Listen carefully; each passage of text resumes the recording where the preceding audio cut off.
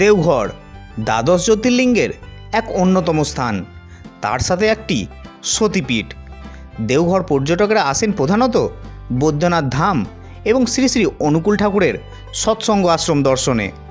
এছাড়াও দেওঘরে আছে প্রাকৃতিক সৌন্দর্যে ভরা সুন্দর সুন্দর অনেকগুলি দর্শনীয় স্থান। এই সব নানান কারণে দেওঘরে সারা বছর পর্যটকদের ভিড় লেগেই থাকে।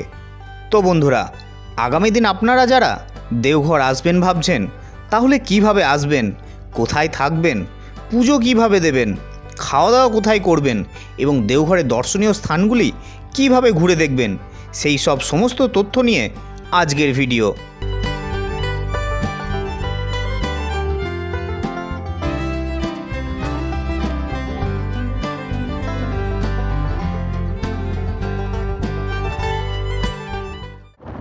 তাহলে প্রথমেই জেনে নেব কলকাতা থেকে দেওঘর কিভাবে পৌঁছবেন। দেওঘর আপনারা সড়কপথে, রেলপথে এবং আকাশপথেও যেতে পারেন, কিন্তু আপনি যদি চান একটু কম বাজেটে আরামদায়ক সফর, তাহলে আমি বলবো রেলপথে যাওয়াটাই সবথেকে ভালো। হাওড়া ও শিয়ালদা থেকে প্রচুর ট্রেন ঝাড়খণ্ডের জোশীটি স্টেশন উদ্দেশ্যে রওনা দেয়। বেশ কিছু ট্রেনের নাম ও টাইম টেবিল স্ক্রিনের মধ্যে দেওয়া রইল। এর মধ্যে আপনার সুবিধা মতো বাছাই করে যে কোনো একটি ট্রেনে উঠে পড়ুন। এই ট্রেনগুলিতে ভাড়া পড়বে 170 টাকা থেকে 250 টাকা স্লিপার কোচে এবং 500 টাকা থেকে 600 টাকা পড়বে এসি কোচে। হাওড়া থেকে জোশীটি স্টেশন পর্যন্ত সময় লাগবে 4 থেকে 5 ঘন্টা মতো। আমি গেছিলাম 12023 হাওড়া পাটনা জনশতাব্দী এক্সপ্রেস করে। এই ট্রেনটি শুধুমাত্র রবিবার বাদ দিয়ে সপ্তাহে প্রত্যেক দিন দুপুর 2:05 হাওড়া স্টেশন থেকে ছেড়ে যায় এবং জোশীটি স্টেশনে পৌঁছে দেয় সন্ধ্যা 6:20 জোশী স্টেশন ছেড়ে বেরিয়ে চলে গেল, আর আমরা এখন এদিকে লিফট ধরে যাব স্টেশনের বাইরে। তারপর জোশীটি স্টেশনে নেমে 1 নম্বর প্ল্যাটফর্ম দিয়ে চলে আসুন স্টেশনের বাইরে। বাইরে বেরিয়েই সামনেই পেয়ে যাবেন অটো বা টোটো স্ট্যান্ড। সেখান থেকে একটি অটো বা টোটো ভাড়া করে রওনা দিন মন্দিরের উদ্দেশ্যে। শেয়ারে ভাড়া পড়বে 20 টাকা এবং রিজার্ভ করে গেলে ভাড়া পড়বে 120 টাকা।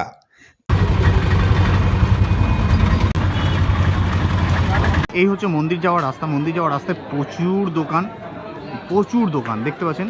সব ঘর সাজাবার জিনিস, পুজোর সামগ্রী সব কিছু পাওয়া যাচ্ছে। আর এদিকে পাওয়া যাচ্ছে প্রসাদ, প্যাড়া প্রসাদ দেখতে পাচ্ছেন।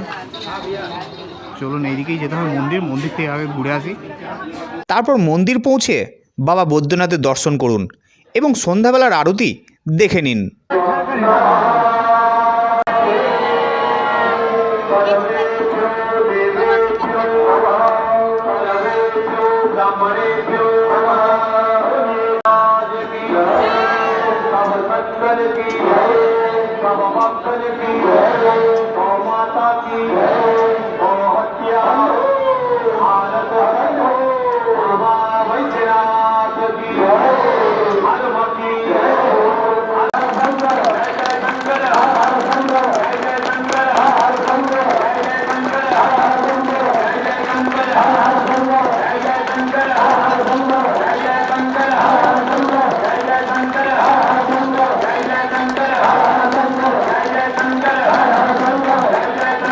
দর্শন করে মন্দির প্রাঙ্গণ থেকে বেরিয়ে চলে এলাম। এবার হোটেল খোঁজার পালা। দেওঘর তো পৌঁছে গেলেন, এবার খুঁজতে হবে হোটেল। এখানে বলি, মন্দির চত্বরের আশেপাশে পেয়ে যাবেন প্রচুর হোটেল, কিন্তু সেই সব হোটেলের মান অতটা ভালো না। আর যদি বা মান একটু ভালো, তার ভাড়াও আকাশ ছোঁয়া। তাই চলে আসুন মন্দির থেকে কিছুটা দূরত্বে টাওয়ার চকে, যেখানে আপনারা সুন্দর সুন্দর বাজেট হোটেল পেয়ে যাবেন। আমি ছিলাম টাওয়ার চকের কাছেই অবস্থিত এই হোটেলটিতে, নাম মহাদেব ইন। এই হোটেলটিতে সারা বছর ভাড়া একই থাকে, তবে দরদাম করতে ভুলবেন না। এই হচ্ছে হোটেলের রুম। এক রাত্রি থাকার জন্য আমাদের ভাড়া পড়েছিল 600 টাকা। আর এই হোটেলের কাছাকাছি অনেক খাবারের হোটেল পেয়ে যাবেন।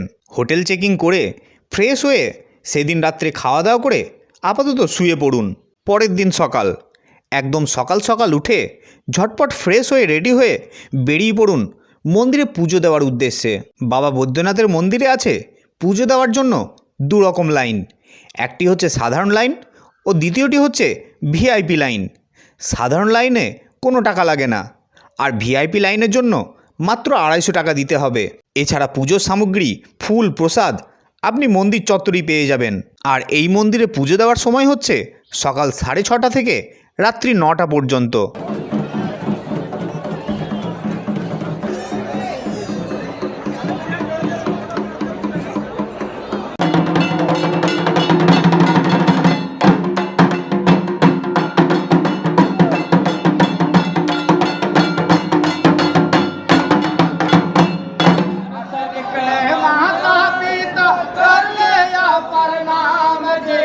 धीरे धीरे चलना सबको बाबा के दो।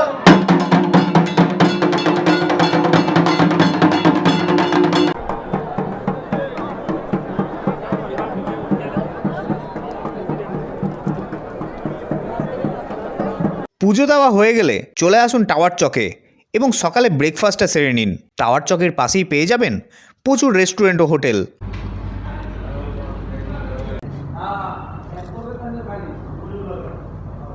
ব্রেকফাস্ট শেষ করে এবার বেরিয়ে পড়ুন দেওঘরের সাইট সিন করার জন্য।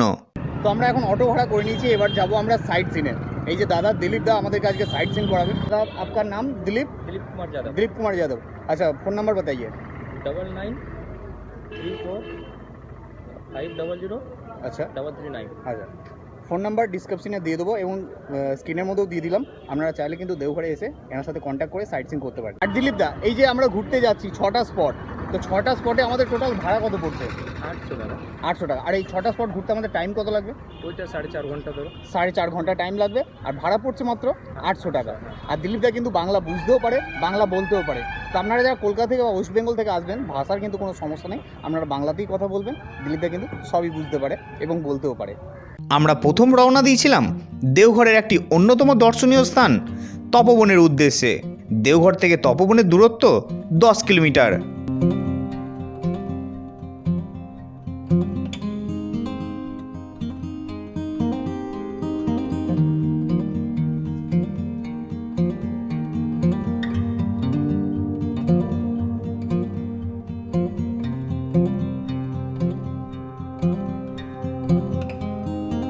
প্রচলিত আছে রাবণ দ্বিতীয়বার শিবলিঙ্গকে নিয়ে যাওয়ার জন্য এই তপবন পর্বতে তপস্যায় বসে।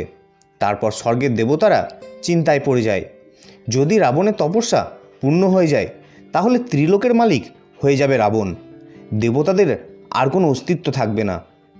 তখন সকল দেবতাগণ গভীর চিন্তায় বসে কিভাবে রাবণের তপস্যা ভঙ্গ করা যায়, কিন্তু কোনো দেবতা ক্ষমতা নেই রাবণের তপস্যা ভঙ্গ করে।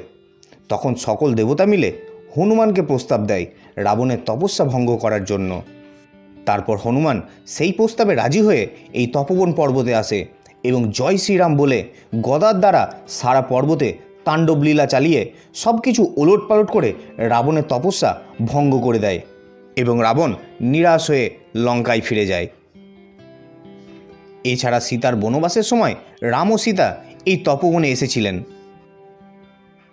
হনুমান চল্লিশাতে এই তপবনের উল্লেখ আছে এবং প্রচলিত আছে তপবন পর্বতের উপরে হনুমান মন্দিরে গিয়ে মন থেকে কোনো কিছু চাইলে হনুমানজি তার মনস্কামনা পূর্ণ করে।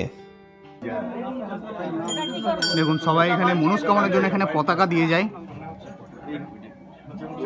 দেখুন কিভাবে আসছে।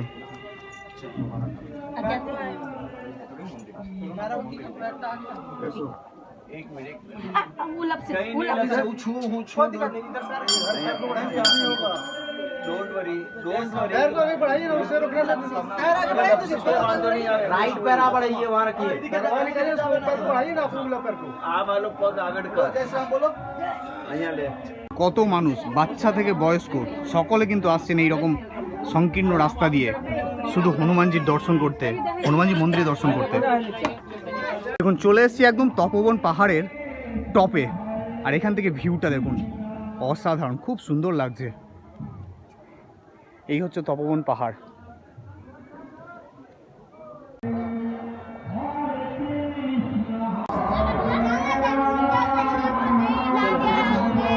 परीक्षा है।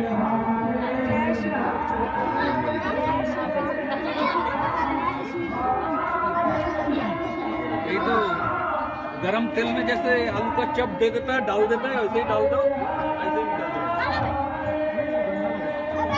তপবন পাহাড়ের বাইরে কিন্তু বিশাল বড় জায়গা আছে যেখানে পার্কিং এরিয়া দেখতে পাচ্ছি, প্রচুর গাড়ি পার্কিং করা আছে। আর এদিকে কিন্তু হোটেলও আছে, আপনারা কিন্তু চাইলে খাওয়া দাওয়া করতে পারেন এখানে।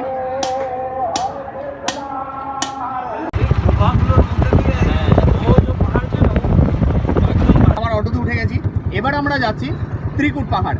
আর ত্রিকুট পাহাড় এখান থেকে দূরত্ব হচ্ছে 18 কিলোমিটার, সময় লাগবে আধা ঘন্টা।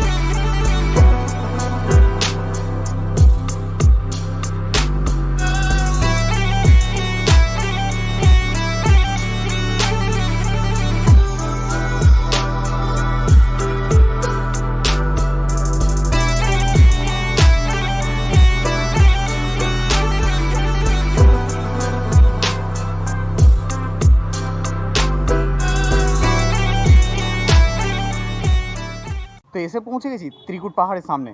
তো এই ত্রিকুট পাহাড়ে প্রবেশ করার আগে একটি কথা আপনাদের বলে দিই, এখানে প্রবেশ করার আগে আপনাদের মোবাইল, ঘড়ি, পার্স, চশমা এগুলো কিন্তু খুব সাবধানে রাখবেন, কারণ এখানে আছে প্রচুর বানর। তারা কিন্তু সুযোগ পেলেই আপনাদের মোবাইল, ঘড়ি, পার্স, চশমা এগুলো নিয়ে চম্পট দেবে। তো এই দিক থেকে কিন্তু খুবই সাবধান।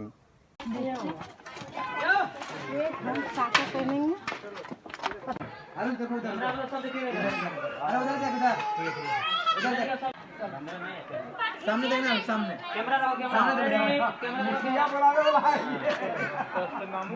ত্রিকুট পাহাড়েও কিন্তু বৈদ্যনাথ মন্দিরের মতো দুটি মন্দির আছে, এক হচ্ছে পার্বতী মায়ের মন্দির আর এদিকে হচ্ছে শিব মন্দির, যেটা সেই লাল ধাগা দিয়ে গাঁট বন্ধন করা আছে।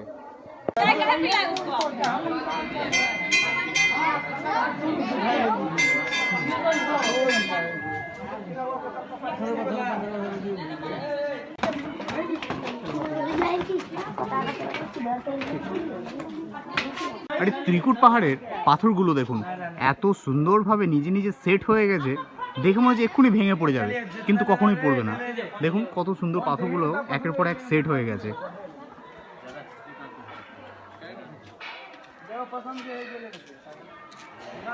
আপনারা চাইলে কিন্তু এই ত্রিকুট পাহাড়ে এসে এই শিব পার্বতীর ড্রেস পরে ফটো তুলতে পারেন। দাদা कितना करके लेते हैं? 50 रुपये लेते हैं एक फोटो का। अच्छा 50 रुपये लेते हैं। देखिए দেখুন এই দেখুন এখানে ড্রেস পরে এখানে ফটো তোলা হয়।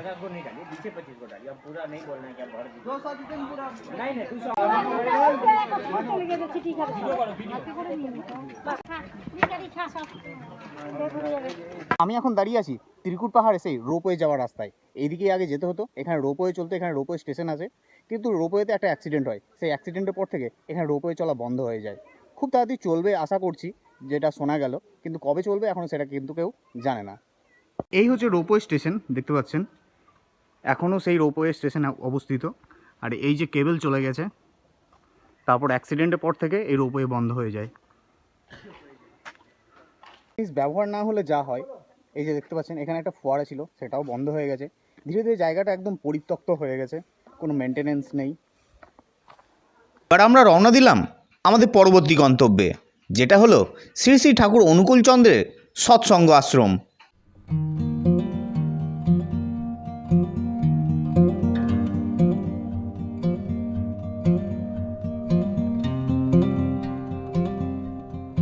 এই হচ্ছে শ্রী শ্রী ঠাকুর অনুকূল চন্দ্রের সৎসঙ্গের গেট, দেখতে পাচ্ছেন আমি এখন এসে হাজির হয়ে গেছি একদম গেটের সামনে।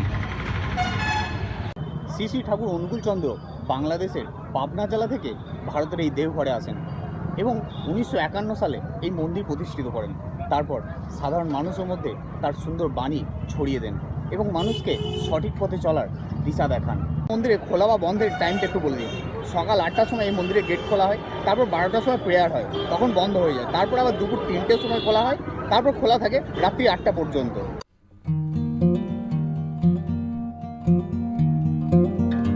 শ্রী শ্রী ঠাকুর অনুকূল চন্দ্র বাংলাদেশের পাবনা জেলা থেকে 59 বছর বয়সে এই দেওঘরে এসেছিলেন এবং জীবনের বাকি সময়টুকু প্রায় 23 বছর এই দেওঘরে মাটিতেই কাটিয়েছিলেন।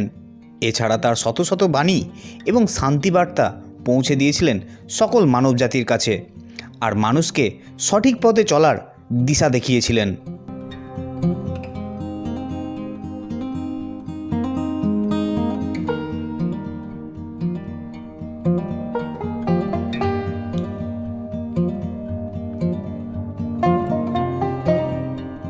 এই আশ্রমে প্রবেশ করলেই দেখতে পাবেন সুন্দর শান্ত মনোরম পরিবেশ এবং বিভিন্ন রং বেরঙের ফুল ফল ও ভেষজ গাছপালায় আশ্রম প্রাঙ্গণ একদম ভরপুর।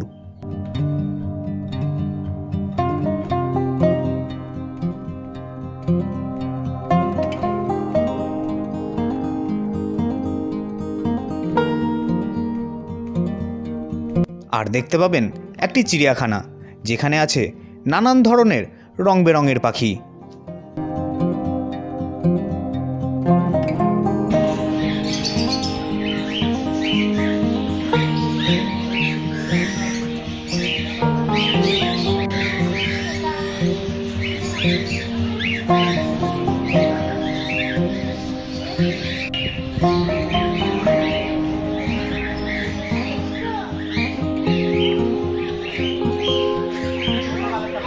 মন্দিরের মেন গেট থেকে বেরিয়েই ঠিক এই পাশেই আছে গেস্ট হাউস। চলুন গেস্ট হাউস থেকে একটু ঘুরে আসি। হচ্ছে গেস্ট হাউসে যাওয়ার গেট।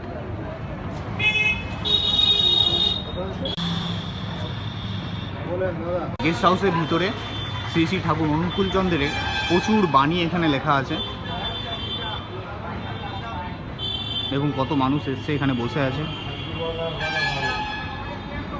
গেস্ট হাউস দেখালাম আপনাদের। এই গেস্ট হাউসে তারাই থাকতে পারেন যারা অনুকূল ঠাকুরের দীক্ষায় দীক্ষিত, আর এখানে রুম বুকিং করতে গেলে অনলাইনে বুকিং করতে হবে। তারপর ঘড়িতে ঠিক 11টা বাজতেই খুলে দেওয়া হলো বিশাল সেই আনন্দবাজারের গেট। তো এবার ধীরে ধীরে এগিয়ে যাচ্ছি আনন্দবাজারের বিল্ডিংয়ের দিকে। ওখানে প্রসাদ গ্রহণ করব এবং আপনাদেরও দেখাবো কি প্রসাদ দেওয়া হয় ওখানে।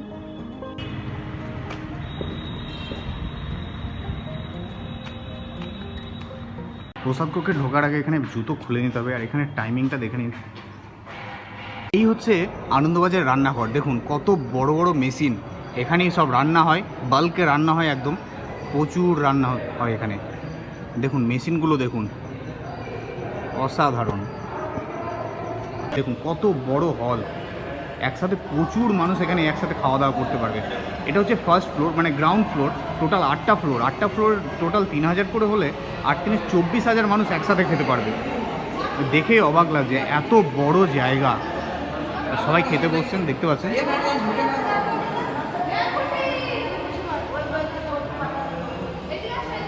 কিচেনের এদিকে দেখুন, দেখতে পাচ্ছেন সবজি কাটা হচ্ছে, আর এদিকে খাবার রেডি হয়ে কিচেন থেকে এই যে গাড়িতে লোড হচ্ছে।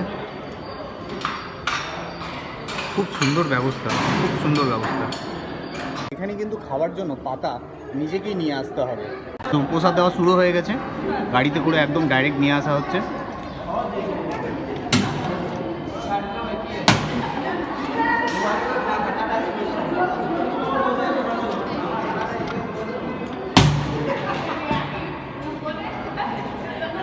এবার দেওয়া হচ্ছে ডাল।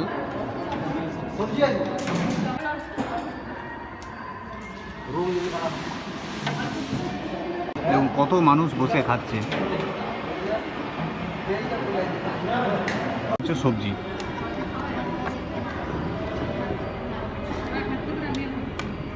এটা বিভিন্ন রকম মিক্স সবজি, আলু, কুমড়ো, আরও সব সবজি আছে বিভিন্ন রকম। তাদের কোনো রকম রিভিউ হয় না, তবুও বলবো খুবই সুন্দর টেস্ট। তো দেওঘরে এসে বাঙালি খাবার না পেলেও এই আনন্দবাজারে এসে কিন্তু আপনারা প্রপার বাঙালিয়ানা টেস্টের খাবার কিন্তু পেয়ে যাবেন। খুবই সুন্দর খেতে, একদম বিনামূল্যে, কোনো পয়সা লাগবে না।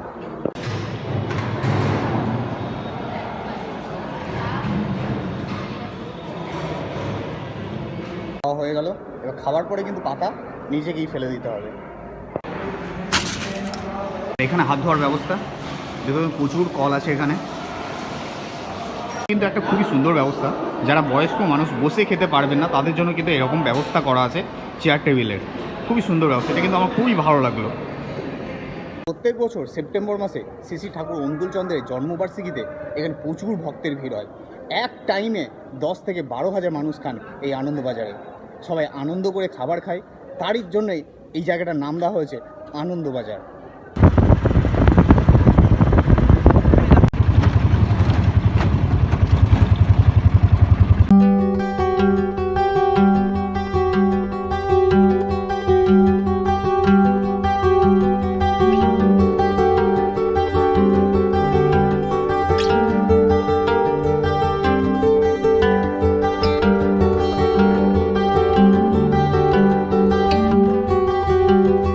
নলাক্ষা মন্দিরের একটা ইতিহাস আছে।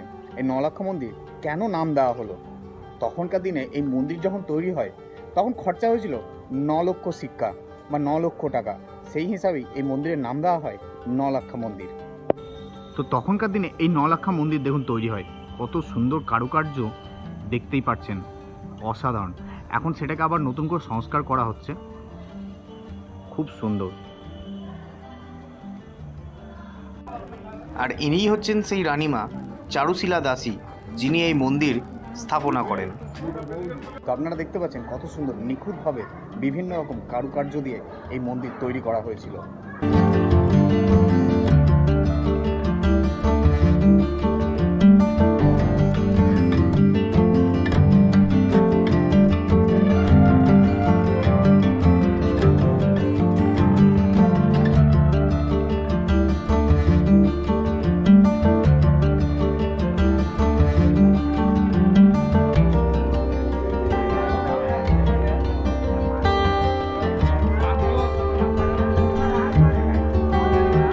আর নলাক্ষা মন্দিরের ভিতরে কিন্তু এরকম প্রচুর দোকান আছে, যেখানে প্রচুর রকমের জিনিস বিক্রি হচ্ছে। দেখতে পাচ্ছেন ঘর সাজাবার জিনিস, খেলনা, বাচ্চাদের প্রচুর রকম জিনিস এখানে কিন্তু বিক্রি হচ্ছে। নলাক্ষা মন্দিরের টাইমিংটা একটু বলে দিই। এই নলাক্ষা মন্দির খোলা হয় সকাল 7টার সময়, তারপর বন্ধ করা হয় বেলা 12টায়, তারপর আবার খোলা হয় দুপুর 2টোয়, এবং তারপর খোলা থাকে সন্ধ্যা 7টা পর্যন্ত। আর 6টার সময় এই মন্দিরে সন্ধ্যা আরতি হয়।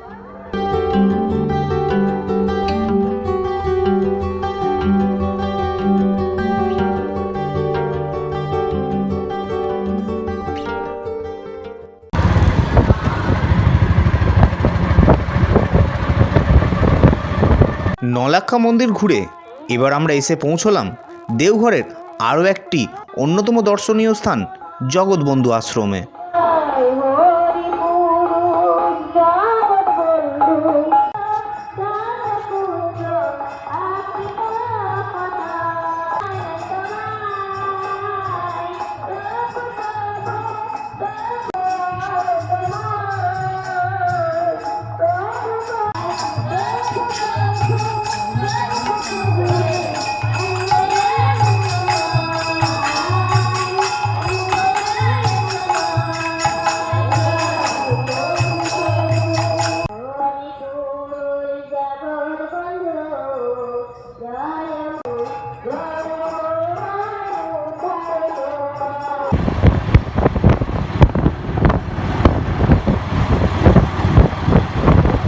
জগৎবন্ধু আশ্রম ঘুরে এবার আমরা এসে পৌঁছলাম আমাদের একদিনের দেওঘর ভ্রমণের 6 নম্বর অথবা অন্তিম দর্শনীয় স্থান বালানন্দ আশ্রমে।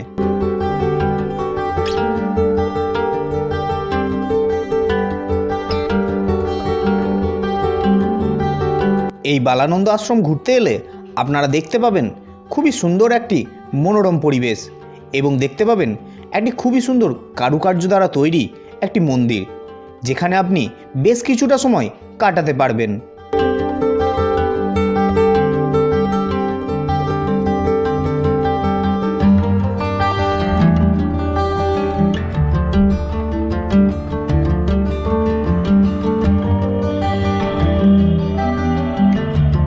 তারপর বালানন্দ আশ্রম ঘোরা হয়ে গেলে আপনার রিজার্ভ করা অটোতেই রওনা দিন স্টেশনের উদ্দেশ্যে।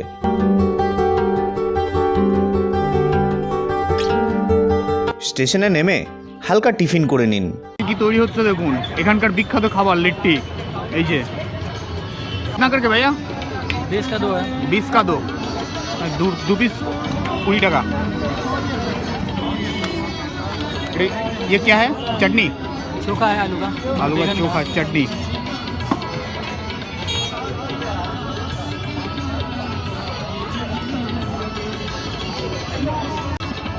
ये कौन सा चटनी है?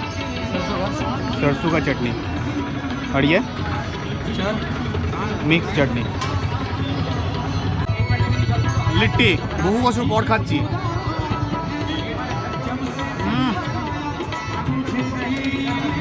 দেশি খাবার। আহা, এবার আমাদের ফেরার পালা। আমি ফিরেছিলাম 13106 বালিয়া শিয়ালদা এক্সপ্রেসে। যোশীডি স্টেশনে যেটা টাইম ছিল সন্ধ্যা 7:22।